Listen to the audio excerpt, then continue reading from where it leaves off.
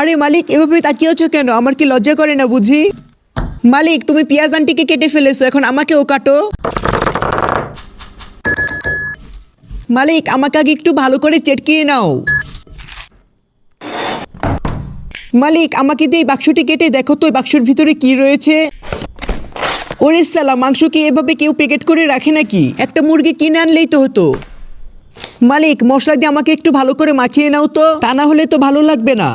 মালিক, আমি কিন্তু সব বুঝে গিয়েছি, তুমি এখন আমাকে তেলে ফ্রাই করবে।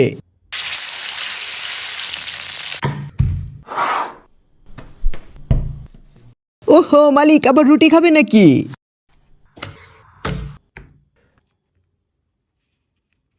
আরে বাহ মালিক, এই জামাটা কিন্তু আমার পছন্দ হয়েছে।